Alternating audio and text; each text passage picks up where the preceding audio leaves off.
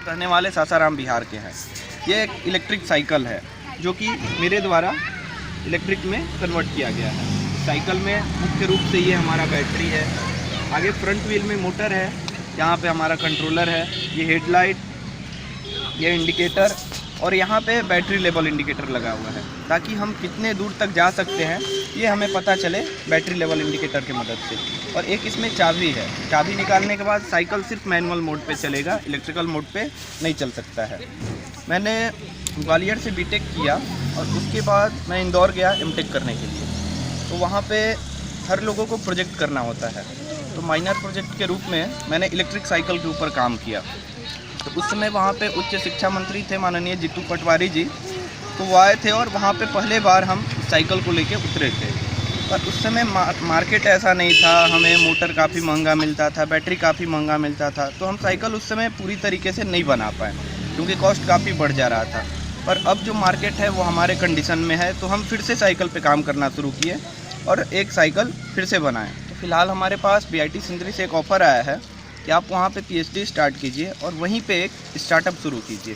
तो मेरा जो स्टार्टअप है वो अर्क एनर्जी करके कंपनी है, इसके द्वारा हम अपना स्टार्टअप कर रहे हैं जिसमें कि electric cycle, solar operated vehicles और छोटे छोटे और भी इलेक्ट्रॉनिक सामान कैसे बनाया जा सके। जो सामान हम चाइना से लेते थे उन सबको हम अपने देश में कैसे बना सकते हैं, उसी का एक छोटा सा एग्जाम्पल है ये LED बल्ब। दीपावली के समय हम लोग मना तो कर देते हैं कि चाइनीज़ सामान नहीं लेना है, पर लोगों को हम विकल्प नहीं दे पाते हैं कि ठीक है वो चाइना का सामान नहीं लें तो वो क्या लेंगे। तो वैसे लोगों के लिए फिर हम एक बल्ब बनाएं। इसमें बहुत सारे कलर के बल्ब हैं, जैसे ये गुलाबी है, ये पीला है, तो लोग डेकोरेशन के रूप में यूज कर सकते हैं। वैसे ही एक ये छोटा सा सोलर कैप है।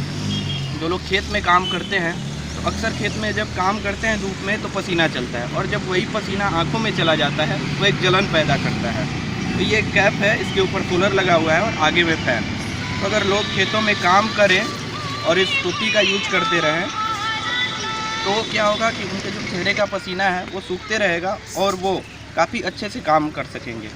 और जहाँ तक बात रहा इस साइकिल का, तो इस साइकिल को बनाने का उद्देश्य ये है कि जो श्रमजीवी लोग हैं जो हर रोज़ 4 किलोमीटर, 5 किलोमीटर या 10 से 20 किलोमीटर तक कहीं मजदूरी या कुछ भी काम करने जाते हैं, तो होता क्या है कि वो सुबह सुबह अगर साइकिल से पैडल करते हुए जाते हैं तो वो थोड़े मतलब थकान उन्हें महसूस होता है। वो जहाँ पे काम करते हैं वहाँ पे अपना 100% नहीं दे पाते हैं। तो वैसे लोग इससे जाएंगे तो उनके काम करने की क्षमता बढ़ेगी।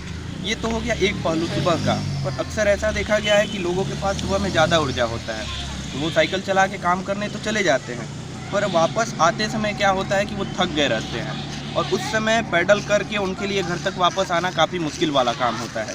तो इस रूप में भी यूज कर सकते हैं कि सुबह सुबह इस साइकिल को हेल्थ पर्पज़ के लिए चलाएं और पैडल करके जाएं अपने काम करने, और आते समय जब थक गए हैं तो फिर बैटरी मोड पे एक्सीलेटर की मदद से वो अपने घर तक वापस आ सकें। बोकारो मतलब जब मैं घर से पहले बार बाहर निकला था तो बोकारो ही ऐसा शहर है जहाँ की मैं घर से बाहर पहले बार आया।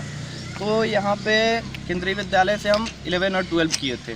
जब यहाँ पे शुरू में हम रहने आए थे बोकारो में, तो एक सेक्टर 1C है, यहाँ पे एक शंकर भगवान का मंदिर भी है और PN सिंह आवास के बगल में है।